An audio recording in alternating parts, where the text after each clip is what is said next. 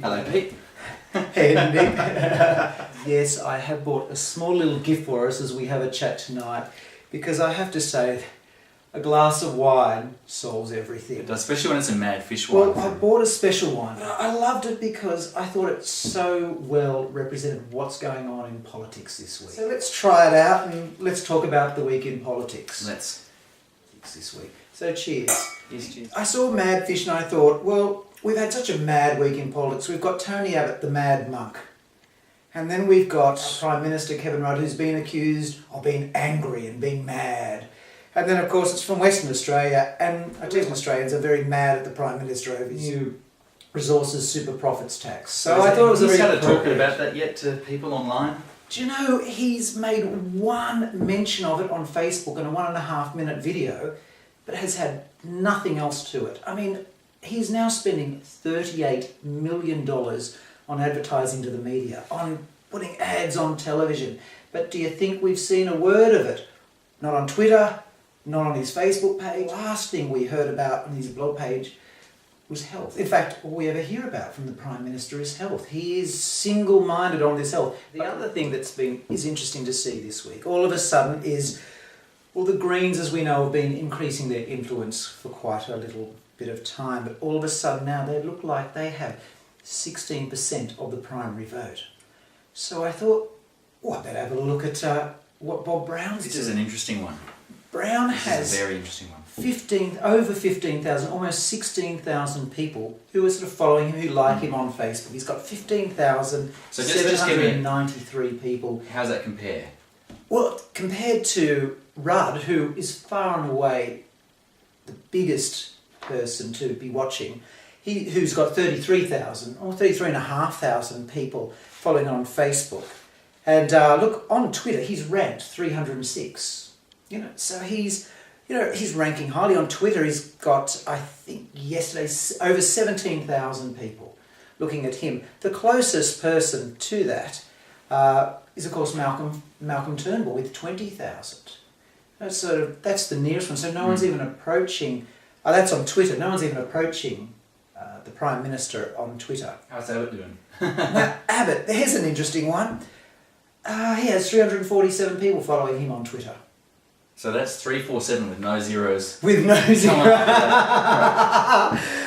Tony Abbott, you're missing the boat here, buddy. That's all I can say. As I said, Bob Brown has a huge amount of people following on Twitter. He's got over 6,000 following him on Twitter at the moment. It's Tony Abbott on his Facebook page.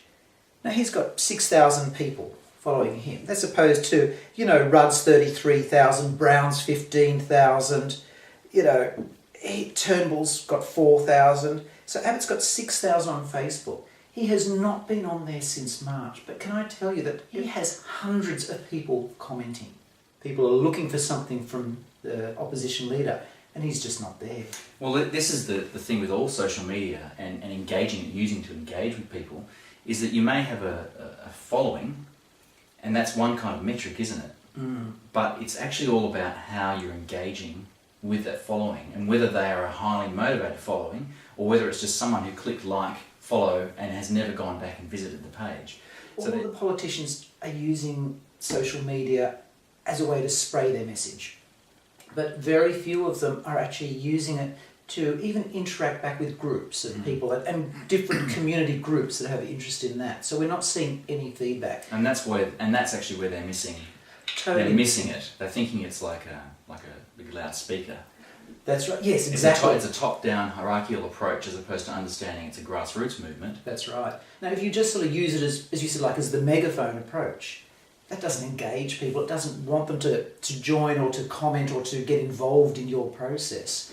And they seem to be missing that. The person who is most competently using social media at the moment is Malcolm Turnbull. Every time he has a speech somewhere, he tweets a speech. He puts the speech into his blog site. He lets people write comments. And occasionally, he even responds to the comments. I'm still waiting for him to respond to one of my queries, I have to say. That's your call to action. There, Indeed. Malcolm, to actually get on your blog and respond. But he is using it. In fact, he has just got an iPhone app So for all you users out there, you can now get an app to catch up with Malcolm Turnbull and see what he's thinking, what he's The saying. thing that will be fascinating to watch in the whole lead up to this thing, which is only going to really happen over the next, 15, 20 weeks or something like that, is whether they demonstrate this kind of engagement with people, whether they change the way they're using social media. Well, That'll be really, and given we're tracking it prospectively, it's going to be fascinating to actually see that happen. Well, it really is, because as I wrote in today's blog, the person who loses this election could lose by quite a small percentage. And they're going to be looking at what they didn't do and what opportunity they miss out on. And currently, this is certainly one area that they are not communicating on. I have to say, the one thing that Kevin Rudd has done really well, everyone who starts following him on Twitter, he follows back. And so he actually, there are so many comments going, my God, the Prime Minister's following me, or holy fuck, Batman, the Prime Minister's following me, or Mr. Sheen's following me, or the Milky Bar Kid's following me. There's humour out there in the Twitter stream. No doubt that when it's all said and done, at the end of all this, whoever loses won't be able to hold up a glass of wine and say, a glass of wine solves everything. That's for sure. They should have worked their policy out over a good glass of mad fish. Absolutely. Here's cheers. Here's cheers.